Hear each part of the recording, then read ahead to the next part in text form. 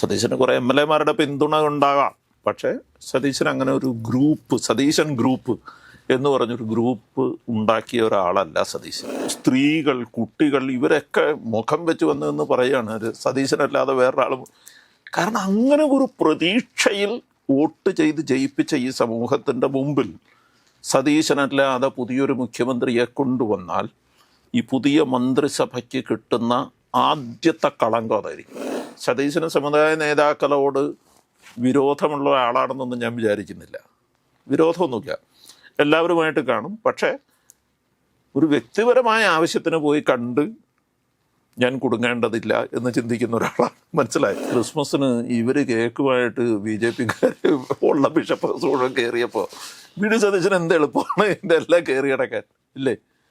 വിളിക്കാത്ത ഒരു സദ്യയിലും വി.ഡി. സതീശൻ അങ്ങോട്ട് പോയി ഞാൻ വന്നോട്ടെ എന്ന് ചോദിച്ച് അങ്ങോട്ട് പോയതായിട്ട് ഞാൻ ഇതുവരെ കണ്ടിട്ടില്ല. എങ്ങനെയാണ് സതീശൻ ഒരു ഇടതുപക്ഷ നിലപാടുള്ള ആളാണ് എന്ന് ബോധ്യപ്പെട്ടത് കൊണ്ടാണ് ഈ തെരഞ്ഞെടുപ്പിൽ ഇടതുപക്ഷത്തിനൊപ്പം നിന്ന സഖാക്കൾ വരെ സതീശനോടൊപ്പം നിന്നത്. നമസ്കാരം. ഇന്ന് നമ്മളോടൊപ്പം ഉള്ളത് രാഷ്ട്രീയ നിരീക്ഷകനും സാമൂഹ്യ പ്രവർത്തകനുമായ ഷൈജു ആൻ്റണിയാണ്. നമസ്കാരം. നമസ്കാരം. നമ്മളിപ്പോൾ ഇരിക്കുമ്പോൾ ടെലിവിഷനിലൊക്കെ വന്നുകൊണ്ടിരിക്കുന്ന വാർത്ത എന്ന് പറയുന്നത് മുഖ്യമന്ത്രി ആരായിരിക്കണമെന്നതിനെക്കുറിച്ചുള്ള വലിയ രൂക്ഷമായ തർക്കവും അതുമായി ബന്ധപ്പെട്ടുള്ള നിരീക്ഷകരുടെ തെളിവെടുപ്പൊക്കെയാണ്. ഞാൻ തെളിവെടുപ്പ് എന്ന് പറയുന്നത് വളരെ മനഃപൂർവ്വമാണ്. കാരണം എല്ലാവർക്കും അറിയാം, കേരളത്തിലെ എല്ലാ ജനങ്ങൾക്കും അറിയാം ആരായിരിക്കണം മുഖ്യമന്ത്രി എന്നതിനെക്കുറിച്ചിട്ട്. മുഖ്യമന്ത്രി ആരായിരിക്കണം എന്ന് ജനങ്ങൾ തീരുമാനിച്ചുറപ്പിച്ചതിൻ്റെ ഫലമായിട്ടാണ് ഈ 102 സീറ്റ് കൊടുത്ത് UDF-ന് അധികാരത്തിലേറ്റിയെന്നാണ് ഞാൻ വിശ്വസിക്കുന്നത്. പക്ഷേ അതിനുശേഷം AICC-യുടെ ഭാഗമായിരിക്കുന്ന KC വേണുഗോപാൽ മുഖ്യമന്ത്രി ആവുന്നു എന്നതിനെക്കുറിച്ചുള്ള ചർച്ചകൾ വരുന്നു. അതുപോലെ തന്നെ മുൻ പ്രതിപക്ഷ നേതാവും KPCC അധ്യക്ഷനൊക്കെ ആയിരുന്ന രമേശ് ചെന്നിത്തലയും മുഖ്യമന്ത്രി സ്ഥാനത്തിനായി വലിയ രീതിയിലുള്ള പോരാട്ടങ്ങൾ നടത്തിക്കൊണ്ടിരിക്കുക പാർട്ടിയിലാണ്. ഇത് യഥാർത്ഥത്തിൽ ഈ UDF-ന് 102 സീറ്റ് നൽകി ഇത്രയും വലിയൊരു വിജയം നൽകിയ ജനങ്ങളോടുള്ള, വോട്ടർമാരോടുള്ള വെല്ലുവിളിയായിട്ട് തോന്നുന്നില്ലേ? യഥാർത്ഥത്തിൽ ഇത്തരം ഒരവസ്ഥയിലേക്ക് കോൺഗ്രസ് പോകേണ്ടിയിരുന്നു. ഇതൊരു വലിയ പ്രശ്നമാണ്. ഞാൻ പറഞ്ഞതെന്താണെന്ന് വെച്ചാൽ കോൺഗ്രസ് പാർട്ടിയുടെ അകത്ത് ഇപ്പോഴത്തെ കണ്ടീഷനിൽ പാർട്ടിയുടെ അകത്ത് ഗ്രൂപ്പുകളുണ്ടാകാം. കുറേ MLA-മാർ KC-യുടെ കൂടെ, അല്ലെങ്കിൽ കുറേ MLA-മാർ രമേശിൻ്റെ കൂടെ, കുറേ MLA-മാർ സതീശൻ്റെ കൂടെ എന്നൊക്കെ പറയുമ്പോഴും നമ്മൾ യഥാർത്ഥത്തിൽ നിങ്ങൾ കേൾക്കുമ്പോൾ സമയത്ത് KC ഗ്രൂപ്പ്, രമേശ് ഗ്രൂപ്പ് എന്ന് കേട്ടിട്ടുണ്ട്. സതീശൻ ഗ്രൂപ്പ് എന്ന് എവിടെയെങ്കിലും കേട്ടിട്ടുണ്ടോ? ഇല്ല. സാധാരണഗതിയിൽ സതീശൻ അങ്ങനെ ഒരു ഗ്രൂപ്പില്ല. സതീശന് കുറേ MLA-മാരുടെ പിന്തുണ ഉണ്ടാകാം. പക്ഷേ സതീശൻ അങ്ങനെ ഒരു ഗ്രൂപ്പ്, സതീശൻ ഗ്രൂപ്പ് എന്ന് പറഞ്ഞൊരു ഗ്രൂപ്പ് ഉണ്ടാക്കിയ ഒരാളല്ല സതീശൻ. ഒന്നാമത്തെ കാര്യം അതാണ്. അതല്ല. രണ്ടാമത്തെ കാര്യം, പണ്ടെങ്ങുമില്ലാത്ത തരത്തിൽ ഇപ്പോൾ കേരളത്തിൻ്റെ പൊതുസമൂഹത്തിൽ സാധാരണ മനുഷ്യരുടെ ഇടയിൽ, രാഷ്ട്രീയക്കാരെ നിങ്ങൾ മാറ്റി നിർത്തിക്കൊണ്ട് സാധാരണ മനുഷ്യരുടെ ഇടയിൽ, രാഷ്ട്രീയം പൊതുവെ പറയാത്ത ആളുകളുടെ ഇടയിൽ, യുവജനങ്ങളുടെ ഇടയിൽ, മതനേതാക്കളുടെ ഇടയിലൊക്കെ മുഖ്യമന്ത്രി ആരാകണമെന്ന് അവരൊരു തീരുമാനം എടുത്തിട്ടുണ്ട്. അത് ഇന്നു വരെ ഉണ്ടായിട്ടില്ല. കേരളത്തിൽ ഒരു ഇലക്ഷനിലും ഇയാൾ മുഖ്യമന്ത്രി ആകണം എന്ന ഒരു പൊതുധാരണ അല്ലെങ്കിൽ ഒരു പൊതുചിന്ത ഉണ്ടായിട്ടില്ല. ഇന്നങ്ങനെയല്ല. ഇന്ന് മനുഷ്യർ, സാധാരണ മനുഷ്യർ, കേരളത്തിലെ കേരളീയരായ സകല മനുഷ്യരുടെയും ഉള്ളിൻ്റെ ഉള്ളിൽ നിങ്ങൾ ഫേസ്ബുക്ക് എടുത്ത് നോക്കുക, അല്ലെങ്കിൽ ഇൻസ്റ്റാഗ്രാം എടുത്ത് നോക്കുക, അവിടെ പങ്കുവെക്കപ്പെടുന്ന പല അഭിപ്രായങ്ങളും പല ആളുകളും ഇവരാരും രാഷ്ട്രീയക്കാരല്ല, ഇവർ സാധാരണ മനുഷ്യർ, സ്ത്രീകൾ, കുട്ടികൾ ഇവരൊക്കെ മുഖം വെച്ച് വന്നതെന്ന് പറയുകയാണ് ഒരു സതീശനല്ലാതെ വേറൊരാളും. കാരണം അങ്ങനെ ഒരു പ്രതീക്ഷയിൽ വോട്ട് ചെയ്ത് ജയിപ്പിച്ച ഈ സമൂഹത്തിൻ്റെ മുമ്പിൽ സതീശനല്ലാതെ പുതിയൊരു മുഖ്യമന്ത്രിയെ കൊണ്ടുവന്നാൽ ഈ പുതിയ മന്ത്രിസഭയ്ക്ക് കിട്ടുന്ന ആദ്യത്തെ കളങ്കം അതായിരിക്കും. ഈ കളങ്കം വിട്ടുപോകാൻ വലിയ ബുദ്ധിമുട്ടുമായിരിക്കും. ഒരുപക്ഷെ വലിയ തിരിച്ചടിക്ക് പിന്നീട് അടുത്ത 5 വർഷം കഴിയുമ്പോൾ കാരണം ഇത് തന്നെ ആവില്ലേ? വലിയൊരു തിരിച്ചടിക്ക് കാരണം ആദ്യം തന്നെ കേരളത്തിലെ ജനങ്ങളെ നിരാശപ്പെടുത്തുന്നൊരു തീരുമാനം AICC-യോ അല്ലെങ്കിൽ പൊതുനിരീക്ഷകരോ എടുക്കരുത് എന്നുള്ളതാണ് എൻ്റെ അഭിപ്രായം. കേരളത്തിലെ സാമാന്യ ജനത്തെ മൊത്തത്തിൽ നിരാശപ്പെടുത്തി കളയും. അതുകൊണ്ട് ഞാൻ പറഞ്ഞു, ഈ KC സാധാരണ മുഖ്യമന്ത്രി ആവുന്നതെന്ന് കരുതുക. തീർച്ചയായും അദ്ദേഹം ഇപ്പോൾ ആലപ്പുഴയിൽ MP ആണ്. MP സ്ഥാനം രാജിവെക്കണം. മാത്രമല്ല അദ്ദേഹത്തിന് ഇനി മത്സരിച്ച് ജയിക്കണമെങ്കിൽ ഒരു നിയമസഭാ മണ്ഡലത്തിൽ ഏതെങ്കിലും ഒരു അംഗം രാജിവെക്കണം. ഒരു ബൈ ഇലക്ഷനെ നേരിട്ടാൽ ഒരുപക്ഷെ ഞാൻ 2001 ഒരു പൊളിറ്റിക്കൽ തീരുമാനത്തെയാണ് ഞാൻ കാണുന്നത്. കാരണം KPCC അധ്യക്ഷനായിരുന്ന K മുരളീധരൻ രാജിവെച്ച് അദ്ദേഹം മന്ത്രിയാവുന്നു. ആന്റണി മന്ത്രിസഭയിൽ മന്ത്രിയാവുന്നു. പക്ഷേ അദ്ദേഹം വടക്കാഞ്ചേരിയിൽ പോയി ബൈ ഇലക്ഷനിൽ മത്സരിക്കുന്നു, തോറ്റുപോകുന്നു. അതോടുകൂടിയാണ് മുരളീധരൻ്റെ രാഷ്ട്രീയ ജീവിതം അവസാനിക്കുന്നത്. അത്തരത്തിലൊരു സാഹചര്യം ഉണ്ടായാൽ കോൺഗ്രസിന് അതിൽ താങ്ങാൻ പറ്റുമോ? അതൊരു ചിന്തിക്കാൻ പറ്റാത്തൊരു സാഹചര്യമാണ്. KC വേണുഗോപാലിനെ പിടിച്ച് CM ആക്കുകയും അവസാനം KC MP സ്ഥാനം രാജിവെച്ച് വേറെ ഏതെങ്കിലും ഒരു മണ്ഡലത്തിൽ പോയി മത്സരിച്ച് പരാജയപ്പെടുകയും കൂടി ചെയ്താൽ ഇവിടുത്തെ ഈ MP സീറ്റ് LDFോ BJP രണ്ടാം സ്ഥാനത്ത് വന്ന സ്ഥലമാണ്. അതാലോചിക്കണം. ആ MP സീറ്റ് BJP കരസ്ഥമാക്കുകയും കൂടി ചെയ്താൽ KCക്ക് ഈ പാർട്ടിക്ക് കൊടുക്കാവുന്ന ഏറ്റവും വലിയ അടിയാണ്. KC അഖിലേന്ത്യാ ഓർഗനൈസിങ് സെക്രട്ടറി എന്നുള്ള നിലയിൽ പെർഫോമൻസ് വൈസ് ഞാൻ പറഞ്ഞു, KCക്ക് പാർട്ടിയോടുള്ള കൂറിനെക്കുറിച്ചോ അല്ലെങ്കിൽ ഗാന്ധി കുടുംബത്തോടുള്ള കൂറിനെക്കുറിച്ചോ ഒന്നും അല്ല ഞാൻ പറയുന്നത്. പെർഫോമൻസ് വൈസ് അല്ലെങ്കിൽ KC ഒരുക്കിയ തന്ത്രങ്ങൾ, KC ഒരുക്കിയ ബാക്കി പെർഫോമൻസ് വൈസ് KC ഒരു പരാജയമായിരുന്നു എന്ന് പറയാതിരിക്കാനാവില്ല. ഞാൻ പറഞ്ഞത് ഇങ്ങനെ പറഞ്ഞാൽ കുറേ പേര് തെറി പറയാൻ വരുമായിരിക്കും. പക്ഷേ യഥാർത്ഥത്തിൽ നിങ്ങൾ ഈ ഇപ്പോൾ ഉള്ള ഇലക്ഷൻ തന്നെ ആലോചിച്ച് നോക്കും. ഈ കേരളം വിട്ട് എവിടെയാണ് KC ഈ എല്ലാ സംസ്ഥാനങ്ങളിലെയും ചുമതലയുണ്ടായിരുന്ന സെക്രട്ടറിയാണ്. കേരളം വിട്ട് എവിടെയാണ് പിടിച്ചു നിൽക്കാൻ പറ്റുന്നത്? തമിഴ്നാട്ടിൽ 5 സീറ്റാണ്. കർണാടകവും തെലങ്കാനയും അതുപോലെ തന്നെ ഹിമാചൽ പ്രദേശ്. കർണാടകവും തെലങ്കാനയും എന്ന് പറഞ്ഞപ്പോൾ കർണാടകത്തിൽ ശിവകുമാറും സിദ്ധാരാമയ്യയും തെലങ്കാനയിലുള്ള രേവന്ത് റെഡ്ഡി അവരൊക്കെ സ്വയം പ്രഭാവമുള്ള ആളുകളാണ്. ഇവിടെ VD സതീശനുള്ളതുപോലെ അവിടെ സ്വയം പ്രഭാവമുള്ള ആളുകൾ നിന്നിരുന്നത് കൊണ്ട് ജയിച്ചു. മറ്റ് സംസ്ഥാനങ്ങളെ നിങ്ങളെടുക്ക്. തമിഴ്നാട്ടിൽ നിങ്ങൾക്ക് ഉയർത്തി കാണിക്കാൻ പറ്റുന്ന അല്ലെങ്കിൽ മുഖ്യമന്ത്രി എന്നുള്ള ലെവലിലേക്ക് പ്രൊജക്റ്റ് ചെയ്യാൻ പറ്റുന്ന ഒരു കോൺഗ്രസ് നേതാവിൻ്റെ പേര് പറയാമോ? ഒരാളുടെ പേര് പറയാം. ആരുമില്ല. ബംഗാളിലെ കുറെ അവസാനിച്ചല്ലോ. അപ്പൊ എന്തായിരുന്നു KCയുടെ കോൺട്രിബ്യൂഷൻ? KC അവിടെ ഡൽഹിയിൽ എത്തുന്ന സമയത്ത് കുറെ സ്റ്റേറ്റുകളിൽ അധികാരം ഉണ്ടായിരുന്നു, കുറെ സ്ഥലങ്ങളിലൊക്കെ വലിയ സ്വീകാര്യത ഉണ്ടായിരുന്നു. പക്ഷേ ഘട്ടം ഘട്ടമായി ഓരോ സ്റ്റേറ്റും ഇല്ലാതായി ഇപ്പം യഥാർത്ഥത്തിൽ ഹിന്ദി ഹൃദയഭൂമിയിൽ ഈ പാർട്ടി എടുക്കാച്ചരക്കായി മാറിയിട്ടുണ്ട്.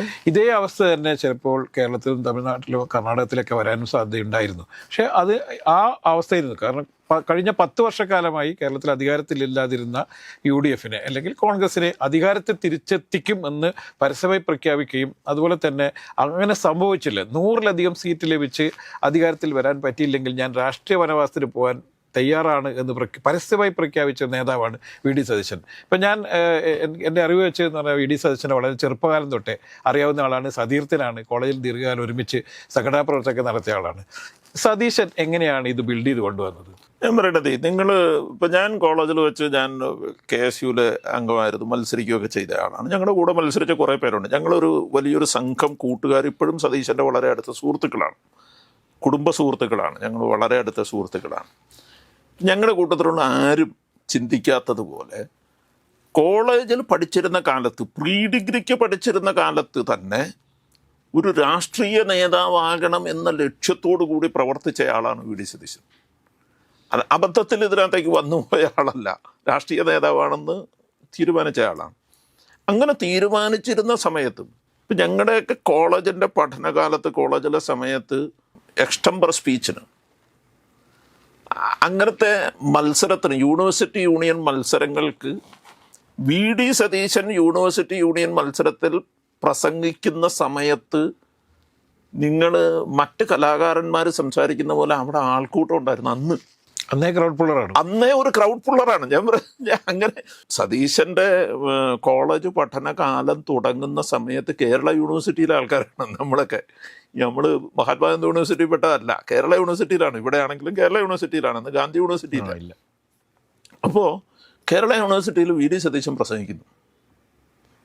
അപ്പോൾ സതീശൻ്റെ മത്സര സമയത്ത് കാണാൻ വേണ്ടിയിട്ട് ആളുകൾ നിന്നിരുന്നൊരു കാലമുണ്ട്. ഞാൻ പറഞ്ഞു വന്നത് അന്ന് മുതലേ അത്രമേൽ കൃത്യതയോടുകൂടി കാര്യങ്ങൾ ചെയ്തിരുന്നയാളാണ്. നിങ്ങൾ ആലോചിച്ച് നോക്കണം, തേവര കോളേജിൽ SFI മാത്രം ജയിച്ചിരുന്നൊരു കോളേജാണ്.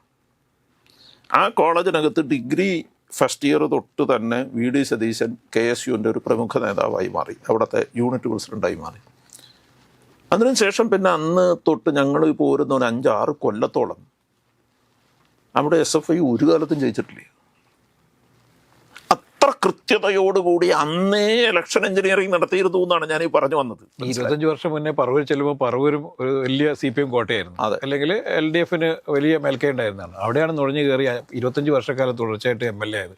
അതും ഒരു തരത്തിലുള്ള വലിയ ഒരു പോരാട്ടം തന്നെയായിരുന്നു. പിന്നെ അതൊക്കെ ഞാൻ പറഞ്ഞത്, ഞങ്ങൾ തേവര കോളേജ് കഴിഞ്ഞിട്ട് ഞങ്ങൾ നേരെ പോയി ജോയിൻ ചെയ്തത് കളമശ്ശേരിയിലെ രാജഗിരി സോഷ്യൽ ഇൻസ്റ്റിറ്റ്യൂട്ടിലാണ് പോയി ജോയിൻ ചെയ്തത്. സതീശൻ DSS പഠിച്ചാണ്, social work, professional social work പഠിച്ച് പാസ്സായ ആളാണ് സതീശൻ. ഞാനും ആ സമയത്ത് കൂട്ടത്തിലുണ്ടായിരുന്ന ആളാണ്. അന്ന് സതീശൻ അവിടെ നിന്ന് യൂണിവേഴ്സിറ്റി യൂണിയൻ കൗൺസിലറായി വീണ്ടും മത്സരിക്കുകയാണ്. വീണ്ടും മത്സരിക്കുന്ന സമയത്ത് അന്ന് അവിടെ ആകെ ഉള്ളത് ഏതാണ്ട് 180 കുട്ടികളേ ഉള്ളൂ. കോളേജിലാകെ 180 കുട്ടികളേ ഉള്ളൂ. ഏത് കുട്ടി ആർക്ക് വോട്ട് ചെയ്യുമെന്ന് എഴുതി തയ്യാറാക്കി വോട്ടിൻ്റെ എണ്ണം തയ്യാറാക്കിയ ആളാണ് വി ഡി സതീശൻ. മനസ്സിലായി? അപ്പോൾ ആ സമയത്ത് നമുക്ക് കുറവുണ്ടായിരുന്ന വോട്ടിൻ്റെ പെർസെൻറ്റേജ് കുറവുണ്ടായിരുന്നത് കൊണ്ട് ഞങ്ങൾ മറ്റൊരു പാനലിൽ മത്സരിച്ചതും ഒരാളുമായിട്ട് ഒരു അണ്ടർസ്റ്റാൻഡിങ്ങിലെത്തി.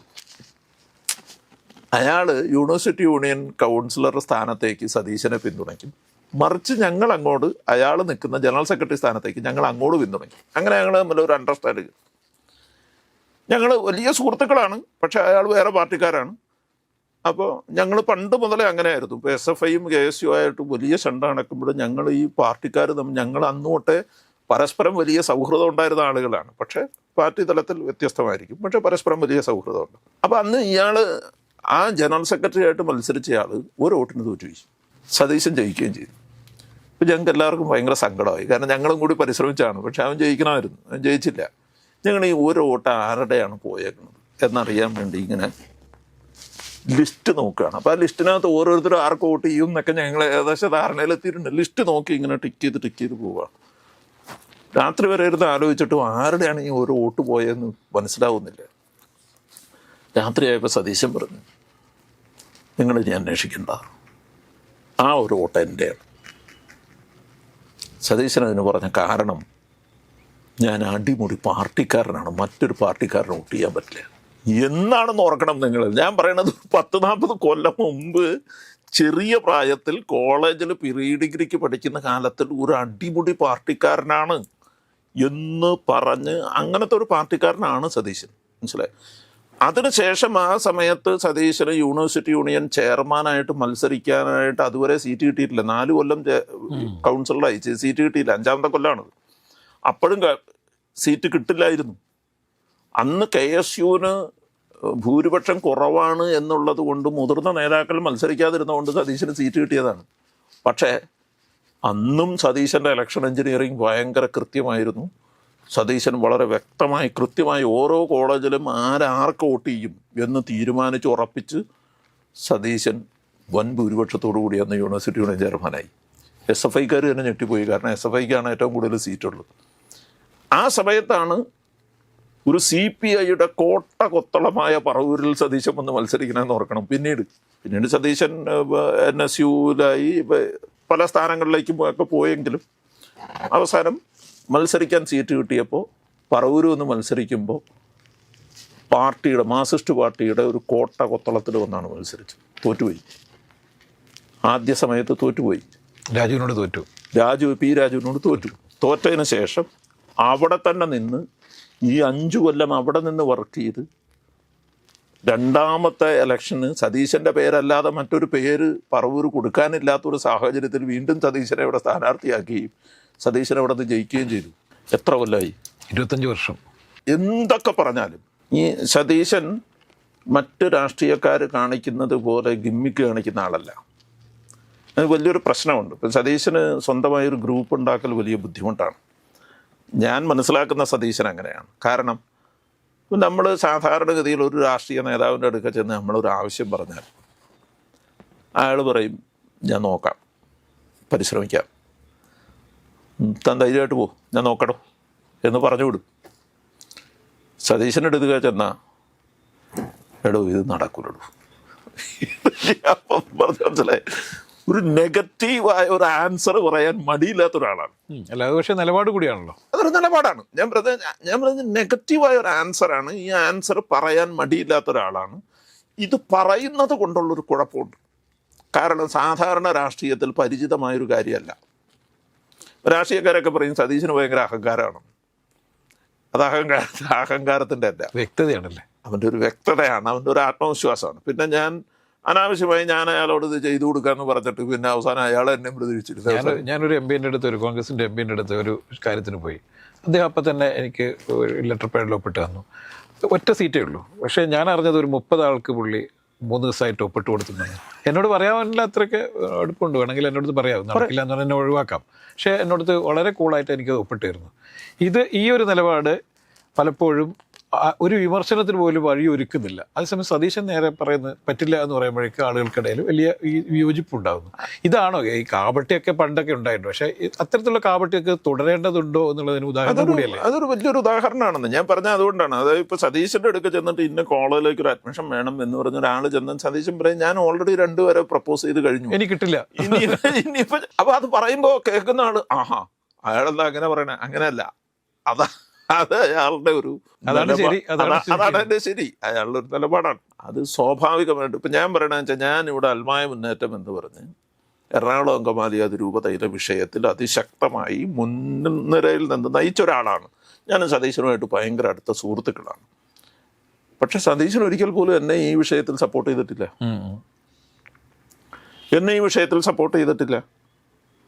അതിൻ്റെ കാരണം എന്നെ ഈ വിഷയത്തിൽ സപ്പോർട്ട് ചെയ്യുന്നത് സതീശൻ്റെ പാർട്ടിക്ക് ഗുണം ചെയ്യുമോ എന്നുള്ളതാണ് സതീശൻ നോക്കണം. പാർട്ടിയാണ് സതീശൻ്റെ മുമ്പിൽ പ്രധാനപ്പെട്ടത്. പാർട്ടിക്ക് ഗുണം ചെയ്യില്ല എന്ന് തോന്നിയത് കൊണ്ടാണ് സതീശൻ സപ്പോർട്ട് ചെയ്യുന്നത്. അതിൻ്റെ പേരിൽ എനിക്ക് വേറെ വഴക്കോ വേറെ ബഹളങ്ങളോ ഒന്നും ഉണ്ടായിട്ടില്ല. ഞങ്ങളെല്ലാവരും അങ്ങനെ തന്നെയാണ്. ഞങ്ങളിപ്പോൾ അടുത്തുള്ള 40-45 വർഷങ്ങളായി ഉള്ള സുഹൃത്ത് ബന്ധങ്ങളിൽ വലിയൊരു വിഭാഗം ആളുകൾ ഇപ്പോഴും വർഷത്തിലൊരിക്കൽ ഒത്തുകൂടുന്ന ഒരു പരിപാടിയുണ്ട്. അത് ഞങ്ങളുടെ ഒരു സുഹൃത്തിൻ്റെ പിതാവായ PV തമ്പി എന്ന് പറയുന്നയാളുടെ സ്മരണാർത്ഥം നടത്തുന്ന ഒരു എൻഡോവ്മെൻ്റ് അവാർഡിൻ്റെ ചടങ്ങിലാണ് ഞങ്ങളെല്ലാവരും ഒത്തുകൂടും. എല്ലാവരും എത്ര ദൂരെയാണെങ്കിലും മിക്കവാറും എല്ലാവരും വരും. ഈ തമ്പി സാറ് K കരുണാകരൻ്റെ പ്രസ് സെക്രട്ടറി ആയിരുന്ന ആളാണ്. ഞങ്ങളെല്ലാവരും അപ്പ എന്നാണ് വിളിക്കുന്നത്. അദ്ദേഹം മരിച്ചുപോയി.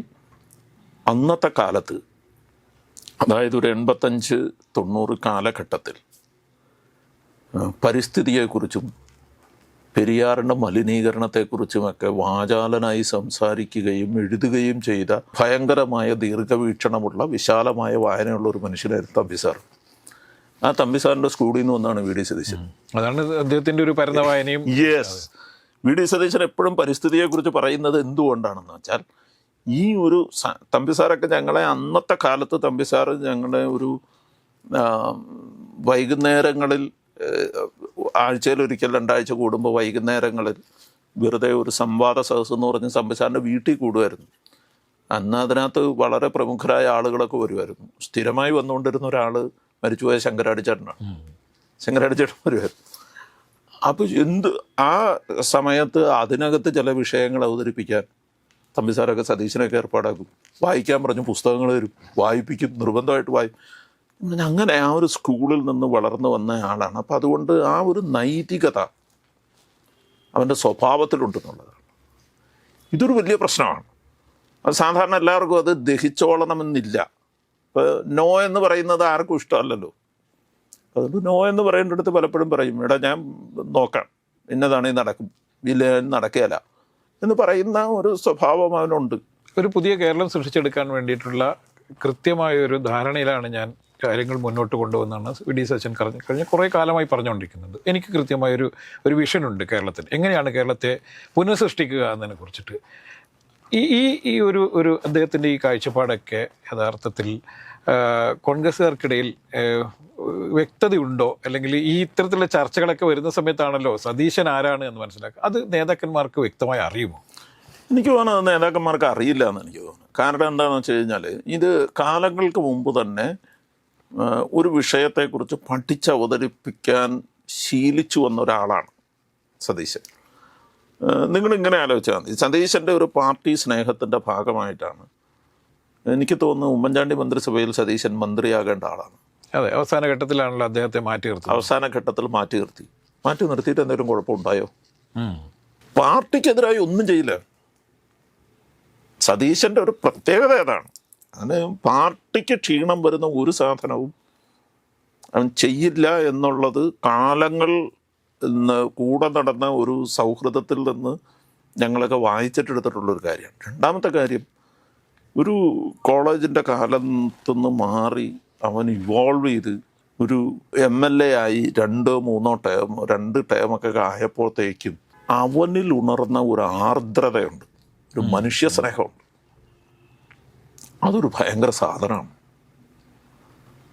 അത് നമ്മളൊക്കെ നേരിട്ട് ഇങ്ങനെ കണ്ടറിഞ്ഞിട്ടുള്ളൊരു സാധനമാണ്. ഒരു മനുഷ്യ സ്നേഹം എന്ന് പറയുന്ന ഒരു സാധനമുണ്ടല്ലോ. അത് ശരിക്കും പറഞ്ഞാൽ ഒരു മാർക്സിസ്റ്റ് പാർട്ടിയിലെ വിപ്ലവകാരിയേക്കാൾ കൂടുതൽ ഉള്ളിൽ വിപ്ലവം സൂക്ഷിക്കുന്ന ഒരാളാണ് VD സതീശൻ.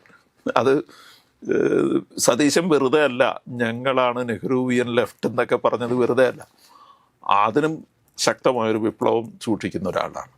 നിങ്ങൾ ഇവിടുത്തെ എറണാകുളത്ത് പരിസരത്തും പരിചിതമായിട്ടുള്ള ഏതൊരു ആക്ടിവിസ്റ്റിനെടുത്തും, ആക്ടിവിസ്റ്റ് സാധാരണഗതിയിൽ ആക്ടിവിസ്റ്റുകളെല്ലാം CPM അനുഭാവികളാണ് എന്നാണ് വെപ്പ്. ശരിയാണല്ലോ.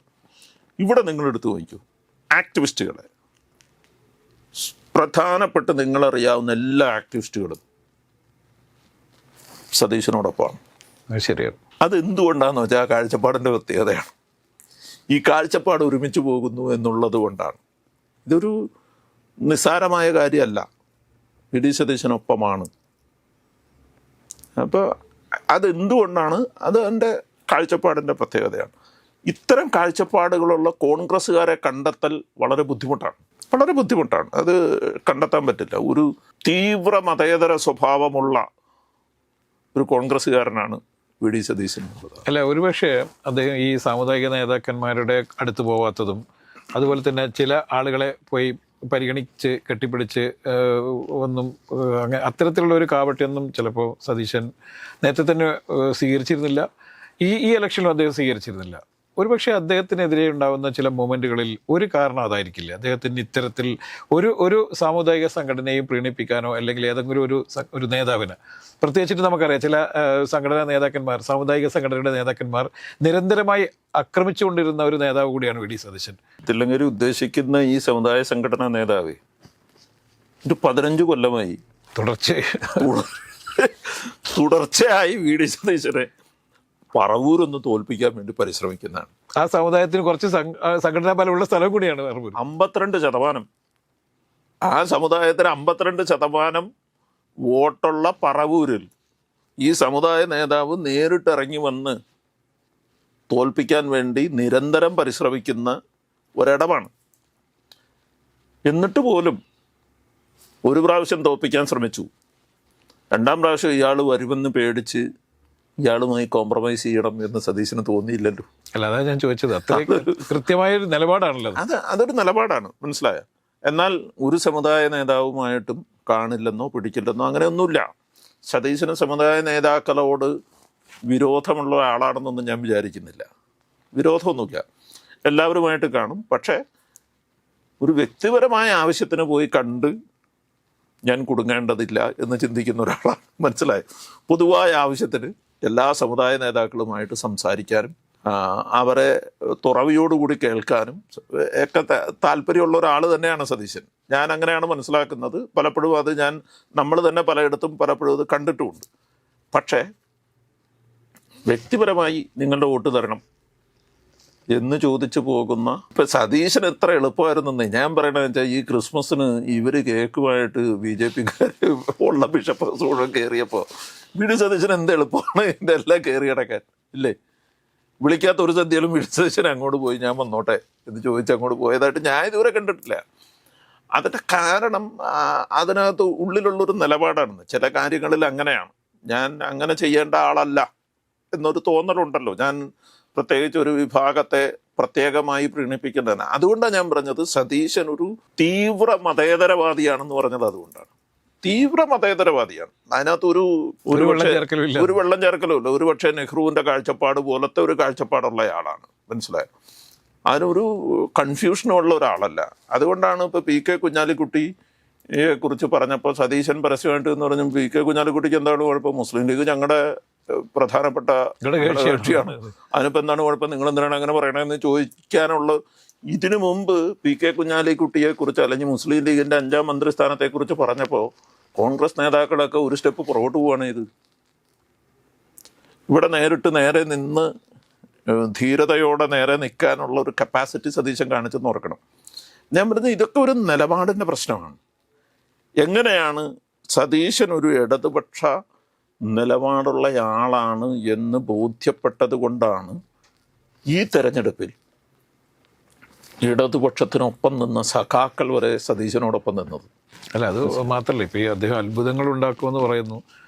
ജി സുധാകരനെ മുൻ മന്ത്രിയും CPM-ൻ്റെ സമന്വയ നേതാവായിരുന്ന ജി സുധാകരനെ UDF-ൻ്റെ സ്വതന്ത്ര സ്ഥാനാർത്ഥിയായിട്ട് അമ്പലപ്പുഴയിൽ കൊണ്ടുവരുന്നു. അതുപോലെ തന്നെ തളിപ്പറമ്പിൽ അവിടെ സ്ഥാനാർത്ഥി വിഷയവുമായി ബന്ധപ്പെട്ട് CPM-ൽ കലാപമുണ്ടായപ്പോൾ TK ഗോവിന്ദൻ എന്ന് പറഞ്ഞാൽ അവിടുത്തെ ഒരു പ്രഗത്ഭനായ CPM നേതാവിനെ UDF പക്ഷത്തേക്ക് കൊണ്ടുവരുന്നു. പയ്യന്നൂരിലും ഇതേപോലെ തന്നെ വി കുഞ്ഞികൃഷ്ണനെ സ്ഥാനാർത്ഥിയെ കൊണ്ടുവരുന്നു. ഈ 3 പേർ മത്സരിച്ച് ജയിച്ചിരിക്കുന്നു. ഐഷാപ്പറ്റിനെ കൊണ്ട് ജയിച്ചില്ലെങ്കിൽ പോലും അത് അവിടെ ജയിച്ചില്ലെങ്കിൽ പോലും കേരളത്തിലാകമാനം ഇത്തരത്തിലുള്ള വലിയ അവമതിപ്പിന് CPM-നിടയിൽ തന്നെ വലിയ വിഷയങ്ങൾ ഉണ്ടാക്കിയെടുക്കാൻ വേണ്ടി കഴിഞ്ഞു. ഒരുപക്ഷെ ഈ 102 സീറ്റ് എന്നുള്ള ഈ മാജിക് നമ്പറിലേക്കൊക്കെ വന്നത് ഈ സതീശന്റെ ഈ ചടുലമായ പ്രവർത്തനങ്ങൾ കൊണ്ടായിരിക്കില്ലേ? സതീശന്റെ ചടുലമായ പ്രവർത്തനമെന്നല്ല പറയേണ്ടത്. എനിക്ക് തോന്നുന്നത് സതീശന്റെ തന്ത്രപൂർവമായ ഇടപെടലുകൾ, പ്രത്യയശാസ്ത്രപരമായ ഇടപെടലുകൾ, അത് വളരെ പ്രധാനപ്പെട്ടതാണ്. തീർച്ചയായും ഇലക്ഷൻ ജയിക്കുക എന്ന് പറയുന്നത് ഒരു ആശയത്തിൻ്റെ പുറത്താണ്. ഞാൻ പറയുന്നത് ഇതൊരു ആശയപരമായൊരു ഫൈറ്റാക്കി മാറ്റി, മനസ്സിലായി. അതുമാത്രമല്ല, ഒരു നവകേരളത്തെക്കുറിച്ച് സ്വപ്നം കാണാൻ സതീശൻ പഠിപ്പിച്ചു. അതെ, അത് യുവാക്കളെ പ്രത്യേകിച്ച് വലിയ രീതിയിൽ ആകർഷിച്ചു. വലിയ രീതിയിൽ അത് ആകർഷിച്ചു. എവിടെയൊക്കെ എന്തൊക്കെ ചെയ്യാൻ പറ്റും എന്നുള്ളതിനെക്കുറിച്ച് ഒരു പ്രതിപക്ഷ നേതാവായിരിക്കെ തന്നെ ഓരോ വിഭാഗത്തിലെയും പ്രഗത്ഭരുമായി അടുത്തിടപഴകുകയും സംസാരിക്കുകയും ചെയ്തുകൊണ്ട് അങ്ങനെ ഒരു സംവിധാനത്തിന് രൂപം നൽകാൻ കഴിഞ്ഞു എന്നുള്ളതാണ് അതിൻ്റെ ഒരു പ്രത്യേകത. അതൊരു ചെറിയ കാര്യമല്ല. അതൊരു ചെറിയ കാര്യമല്ല. ഇപ്പം എൻ്റെ അടുത്ത് ചോദിച്ച കുറേ പേരൊക്കെ ഈ ഇത് കഴിഞ്ഞപ്പോൾ സമയത്ത്, അതായത് നമ്മുടെ ഇലക്ഷൻ്റെ റിസൾട്ട് വരുന്നതിന് മുമ്പുണ്ടായിരുന്ന പ്രഡിക്ഷൻസ് ഒക്കെ കണ്ടിട്ട്, എക്സിറ്റ് പോളുകളും മറ്റു പ്രഡിക്ഷൻസും ഒക്കെ കണ്ടിട്ട് പലരും എന്നോട് ചോദിച്ചു, സതീശന് വല്ല കാര്യം ഉണ്ടായിരുന്നു 100 സീറ്റ് എന്നൊക്കെ പറഞ്ഞു. പ്രമുഖരായ 2-3 ആക്ടിവിസ്റ്റുകളോട് തന്നെ ഞാൻ പറഞ്ഞു, സതീശനോട് സ്നേഹമുള്ളവരാണ്, അവരോട് ഞാൻ പറഞ്ഞു, ഞാൻ അറിയാവുന്ന സതീശൻ്റെ ഇലക്ഷൻ എഞ്ചിനീയറിംഗ് എന്ന് പറയുന്നത് അത്ര നിസ്സാരമല്ല. ഒന്നും കാണാതെ സതീശൻ 100 സീറ്റൊന്നും പറയില്ല. 100 സീറ്റ് മാത്രമല്ല, 1 ഡസൻ മന്ത്രിമാർ തോക്കുന്നു. 1 ഡസൻ മന്ത്രിമാർ തോക്കുന്നു കൂടി പറഞ്ഞു, മനസ്സിലായി. അതിപ്പോൾ ഒരാളും കൂടി അധികം തോറ്റു. അതെ, അത്രേ ഉള്ളൂ. ഞാൻ പറഞ്ഞത് അത് ഒന്നും കാണാതെ പറയില്ല എന്ന് വളരെ എറണാകുളത്തെ വളരെ പ്രമുഖനായ ഒരു ആക്ടിവിസ്റ്റിൻ്റെ അടുത്താണ് ഞാൻ സംസാരിച്ചത്. പുള്ളിയുടെ അടുത്ത് ഞാൻ പറഞ്ഞു, ഒന്നും കാണാതെ അങ്ങനെ പറയില്ല. സതീശൻ്റെ ഒരു രീതി അതാണ്. ഓരോ മണ്ഡലങ്ങളെക്കുറിച്ചും ആ മണ്ഡലത്തിലെ വിഷയങ്ങളെക്കുറിച്ചും ഒക്കെ സതീശൻ പഠിച്ചെടുത്തു എന്ന് ഓർക്കണം. ഇപ്പോഴും ഞാൻ കഴിഞ്ഞ ദിവസം ഇത് വായിച്ചപ്പോൾ അതിനത് പറയുകയാണ്, KC ഗ്രൂപ്പിൻ്റെ കൂടെ 45 MLA-മാരുണ്ട് എന്ന് പറയുന്നുണ്ട്, മനസ്സിലായി. നിങ്ങളൊന്ന് ആലോചിച്ച് നോക്കി, VD സതീശൻ അങ്ങനെ ഒരു ഗ്രൂപ്പിസത്തിൻ്റെ ആളായിരുന്നെങ്കിൽ KC ഗ്രൂപ്പിൻ്റെ കൂടെ നിൽക്കുന്ന 45 പേർക്ക് സീറ്റ് കിട്ടുമായിരുന്നു. അപ്പോഴേ ബഹളം ഉണ്ടാക്കിയാനെ. അതെ, വലിയ അടി ഉണ്ടായേനെ. VD സതീശനും കൂടി പെർമിറ്റ് ചെയ്തുകൊണ്ടാണല്ലോ ഇവരെല്ലാവരും ഇലക്ഷന് മത്സരിച്ചത്. ഇല്ലെങ്കിൽ ഇവർക്ക് ഇലക്ഷൻ മത്സരിക്കാൻ പറ്റില്ല. എങ്ങനെയാണ് KC ഗ്രൂപ്പിൻ്റെ കൂടെ ഈ ഇത്രയും MLA-മാരുണ്ടാകുന്നത്? അതെന്താണെന്ന് വെച്ച് കഴിഞ്ഞാൽ VD സതീശൻ KC-യുടെ ആളാണോ മറ്റേ ആളുടെ ആളാണോ എന്ന് നോക്കിയിട്ടല്ല വർക്ക് ചെയ്തത്, പാർട്ടിക്ക് ഒരു MLA ഉണ്ടാകുമോ എന്ന് നോക്കിയിട്ടാണ് വർക്ക് ചെയ്തത്. ഇതാണ് അതിന്റെ വ്യത്യാസം. വോട്ട് ചെയ്തവരും അങ്ങനെ തന്നെയാണല്ലോ. അതെ, അവർക്ക് KC ആണോ അങ്ങനെ നോക്കിയിട്ടല്ല, അവർക്ക് കോൺഗ്രസിന് വോട്ട് ചെയ്യാണല്ലോ. പ്രത്യേകിച്ച് UDF സർക്കാർ അധികാരത്തിൽ വരണമെന്ന് ആഗ്രഹിച്ചാണ് ആളുകളൊക്കെ വോട്ട് ചെയ്തത്. അത്രേ ഉള്ളൂ. അപ്പോൾ അതിൽ ഈ UDF-ന് ഇത്രയും ശക്തിപ്പെടുത്തുന്നതിൽ വളരെ നിർണായകമായ പങ്ക് വഹിച്ച പ്രതിപക്ഷ നേതാവായ VD സതീശനെ മാറ്റി നിർത്തിക്കൊണ്ട് KC-യെ ഒരുപക്ഷെ ഇന്നിപ്പോൾ AICC അധ്യക്ഷനെ ചുമതലപ്പെടുത്തിയാണ്, ഖർഗെ ആയിരിക്കും ഇനി ആരാണ് മുഖ്യമന്ത്രി എന്ന് പ്രഖ്യാപിക്കുക. KC വേണുമല്ല പ്രഖ്യാപിക്കുകയാണെങ്കിൽ എന്തായിരിക്കും VD സതീശൻ്റെ അടുത്ത നീക്കം? അല്ലെങ്കിൽ VD സതീശനെ എങ്ങനെയാണ് ഇത്രയും ജനങ്ങളുടെ ഇടയിൽ സ്വീകാര്യത ഉണ്ടായിരുന്ന VD സതീശനെ മാറ്റി നിർത്തി കഴിഞ്ഞാൽ ജനങ്ങൾ ഏത് രീതിയിലായിരിക്കും പ്രതികരിക്കും? ഞാൻ തിരിച്ചൊരു കാര്യം ചോദിച്ചോട്ടെ. എനിക്ക് അറിവൊന്നുമില്ല, പക്ഷെ എന്നാലും ഞാൻ വെറുതെ ചോദിക്കുകയാണ്. KC-യെ പ്രഖ്യാപിച്ചു എന്ന് വയ്ക്കുക. വി.ഡി. സതീശൻ പറയുകയാണ് പാർട്ടിയുടെ തീരുമാനം ഞാൻ അക്സെപ്റ്റ് ചെയ്യുന്നു, പക്ഷേ ഞാൻ ഇനി മുതൽ ഒരു സ്ഥാനത്തുമില്ല എന്ന് പറഞ്ഞാലത്തെ അവസ്ഥ ഒന്ന് ആലോചിച്ച് നോക്കി. അത് ഇപ്പം കിട്ടിയ 102 സീറ്റിൻ്റെ ആ ഇതുണ്ടല്ലോ, അതെല്ലാം തകരും. സാങ്കല്പികമായൊരു ചോദ്യമാണെങ്കിലും ഞാൻ പറയുകയാണ്, വി.ഡി. സതീശൻ പറയുകയാണ് ഞാൻ പാർട്ടിയുടെ തീരുമാനത്തെ അംഗീകരിക്കുന്നു, വിധേയപ്പെടുന്നു, കെ.സി. വേണുഗോപാൽ ആയിക്കൊള്ളട്ടെ, പക്ഷേ ഞാൻ നിലവിൽ വഹിച്ചിട്ടുള്ള എല്ലാ സ്ഥാനമാനങ്ങളിൽ നിന്നും ഞാൻ ഒഴിയാണ്. ഞാൻ നേരത്തെ പറഞ്ഞതുപോലെ ഒരു രാഷ്ട്രീയ വനവാസത്തിന് തയ്യാറെടുത്ത് നിന്ന ആളാണ്, വേണ്ടി വന്നാൽ ഞാൻ അതിലേക്ക് പോകും എന്ന് പറഞ്ഞാൽ കേരളത്തിലെ UDF വലിയ പ്രശ്നത്തിലേക്ക് പോകും. UDF മാത്രമല്ല, കേരളത്തിലെ ജനം തെരുവിലിറങ്ങും. ഞാൻ പറഞ്ഞത് അവിടെ കൊണ്ട് തീരില്ല. മനുഷ്യർ തെരുവിലിറങ്ങുന്ന ഒരു സാഹചര്യം ഉണ്ടാവും. മനസ്സിലായി? പണ്ട് VS സീറ്റ് നിഷേധിച്ചപ്പോൾ ജനങ്ങൾ മൊത്തം പുറത്തിറങ്ങി. യെസ്, VS സീറ്റ് നിഷേധിച്ചപ്പോൾ ജനം പുറത്തിറങ്ങിയിട്ട് VS സീറ്റ് കൊടുക്കേണ്ടി വന്നൊരു സാഹചര്യമുണ്ട്. മനസ്സിലായി? അതുപോലെ ജനം തെരുവിലിറങ്ങും. സോഷ്യൽ മീഡിയയിൽ അവർക്ക് ഇരിക്കാൻ പറ്റാത്തൊരു സാഹചര്യം ഉണ്ടാവും. ഇതൊന്നും അവരുടെ കയ്യിലല്ല ഇപ്പോൾ. ഞാൻ പറഞ്ഞ പൊതുസമൂഹം ഒരാളെ മുന്നിൽ കണ്ട് അയാളുടെ ആശയങ്ങളെ പിന്തുടർന്ന് അയാൾ പറയുന്ന കാര്യത്തിൽ പ്രസക്തിയുണ്ട് എന്ന് ബോധ്യപ്പെട്ടത് കൊണ്ട് മാത്രമാണ് അയാൾ കൂട്ടിയത്. അല്ല, ഇതൊന്നും തിരിച്ചറിയാൻ വേണ്ടിയിട്ട് കെ.സി. വേണുഗോപാലിന് പറ്റുന്നില്ല. അല്ലെങ്കിൽ ACC നേതൃത്വത്തിന് അത്തരത്തിലുള്ള ഇങ്ങനെ ഒരു പഠനം നടത്താനുള്ള സംവിധാനമൊന്നും കോൺഗ്രസിലില്ലേ? സംവിധാനം ഇല്ലാഞ്ഞിട്ടല്ല. ഇത് ഇത്രയും കാലം വരെ ചില ഗ്രൂപ്പുകളുടെയും ചില എന്താണ് പറയുന്നത് കോക്കസുകളുടെയും കയ്യിലൂടെ സ്ഥാനമാനങ്ങൾ കൊടുത്ത് ശീലിച്ചു പോകുന്ന ഒരു സ്ഥിതിയുണ്ട്. ആ സ്ഥിതി ഉണ്ടാവുന്നത് കൊണ്ടാണ് ഇപ്പോൾ ഇങ്ങനെ. അല്ലെങ്കിൽ ഒരിക്കലും ഇങ്ങനെ സംഭവിക്കില്ല. മനസ്സിലായി? ഇത് വലിയ പ്രതിസന്ധിയാണത്. കാരണം ഇത്രയും സീറ്റൊക്കെ ലഭിച്ചിട്ട് ഇത്രയും പ്രത്യേകിച്ചിട്ട് 10 വർഷമായിട്ട് അധികാരത്തിലില്ലാത്തൊരു പാർട്ടിയാണ്. ജനങ്ങൾ വളരെ മനസ്സറിഞ്ഞ് വലിയ സീറ്റൊക്കെ കൊടുത്ത് അധികാരത്തിലേക്ക് തിരിച്ചു കൊണ്ടുവരാൻ വേണ്ടി ജനങ്ങൾ തയ്യാറാവുന്നു. പക്ഷേ എന്നാൽ പോലും കോൺഗ്രസിൽ ഇത്തരത്തിൽ വലിയ രീതിയിൽ തമ്മിലടിച്ച് അവമതിപ്പുണ്ടാക്കി പോകേണ്ട സാഹചര്യം ഉണ്ടായിരുന്നു യഥാർത്ഥത്തിൽ? സത്യമായിട്ടില്ല, ഒരാവശ്യമില്ല. അത് മാത്രമല്ല, ശരിക്കും പറഞ്ഞാൽ MP സ്ഥാനത്തിൻ്റെ പീരീഡ് തീരണത് വരെ നിങ്ങളിങ്ങനെ ആലോചിച്ചാൽ മതി. അതായത് പാർട്ടിയുടെ അഖിലേന്ത്യാ സെക്രട്ടറി ആയിരിക്കുന്ന കെ.സി. വേണുഗോപാൽ MP സ്ഥാനം രാജിവെച്ച് മുഖ്യമന്ത്രിയാകണം എന്ന് ആവശ്യപ്പെടുന്നു എന്ന് പറയുന്നത് തന്നെ എന്തൊരു ഭോഷ്കാണ്.